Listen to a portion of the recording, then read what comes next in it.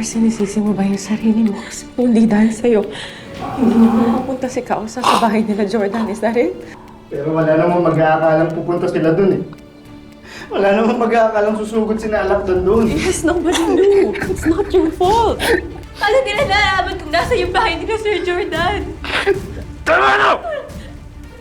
Tama na! Tama na!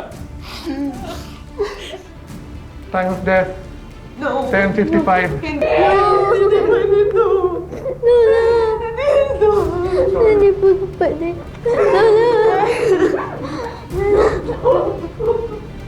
Lola!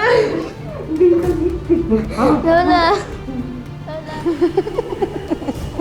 Sinago ka rin pala ni Christy. Nakakatawa. Nakakatawa? O gagaguhin din kita sa paraan na alam ko. Ano? Ikaw lang. Dahil sa buhay namin, di ba? Sa buhay namin ng mga bata at kay Christy. O ngayon, pag nakulong ka, ligtas na kami. Ligtas na yung mga bata at ligtas na si Christy. Sa tingin mo ba, aalis pa sila? Sa tingin mo, hindi kita pipitawan mo! Hindi dapat nangyari to. Dapat pumunta ako agad. Alam kong nahihirapan ka. Naintindihan kita. Pero walang saysay kung magsisisihan tayo. Kailangan mo magpalakas kasi kung nasasaktan ka, mas nasasaktan yung anak mo sa pagkawala ni Kausa. Naintindihan mo? Ano bang kailangan mo, ha? Kailangan mo ng pera? Sige, bibigyan kita ng pera. Pero wala akong pakialam kay Alakdan. Ang anak ko ang kailangan kong mabawi.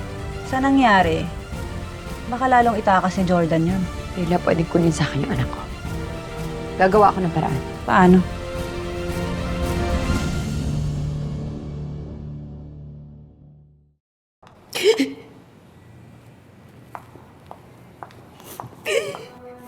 Cause, umuwi na muna kaya kayo ni Tori para makapagpahinga na kayo.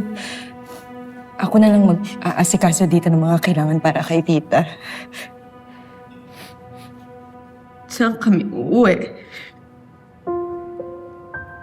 Sa dating bahay? Sa bahay ni Mama? Uwi ako doon, hindi ko siya kasama. Kasi makikita ko kung saan niya ako madalas kausapin. Kung saan niya ako pinanapay mag-isa. Na alam mo, kahit sobrang hirap, kinaya niya yun. Kasi kaya niya yun mag-isa. Kahit nga sa pagtanda ko, patuloy niya pa rin akong ginagabayan eh. Cause, Umiintindi kapag nagkakamali. Ano, saan ako uwi? cause alam ko mahirap. Sobrang sakit pero cause kailangan na nating tanggapin.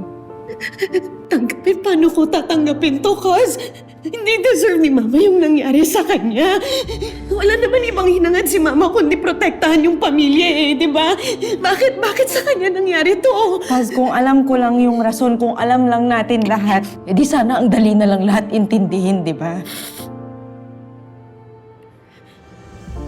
Pero ang sabi ng mga pulis at ni Leon, si Alakdan daw may kagagawa ng lahat ng to, di ba? So kung ganun, bakit nadamay si Mama? Ano bang kasalanan niya sa mga lalaking yun? Ano ba?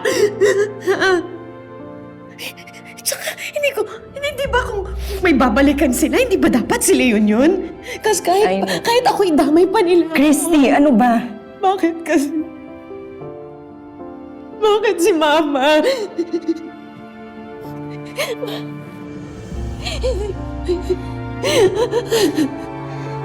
Hindi ko makaya.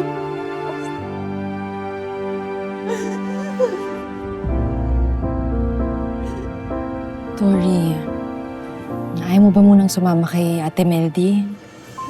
Check-in muna kayo sa hotel para makakain ka na, makapagpahinga. Ninang, ayoko pong malis. Ayoko pong iwan si Lola. Oh, baka naman paano ka niyan. It's okay. Okay lang po ako. Kahit naman po umuwi ako, o kung saan man, hindi pa rin po mawawala ang sakit na nararamdaman ko.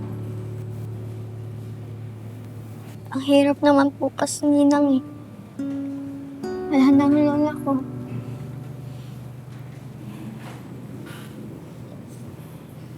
Wala na nga po si lola. Pati na rin si Daddy at Junior nawawala rin.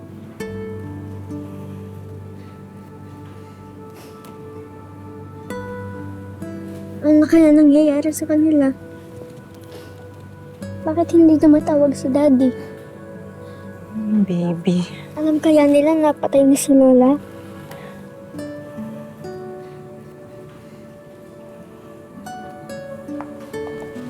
Ay, ako na. Ate.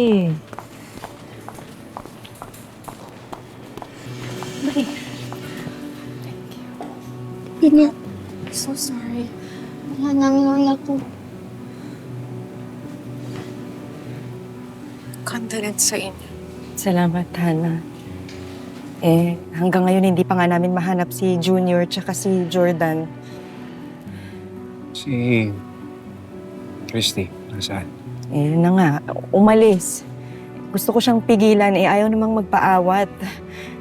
Leon, galit na galit siya. Saan siya nagpunta?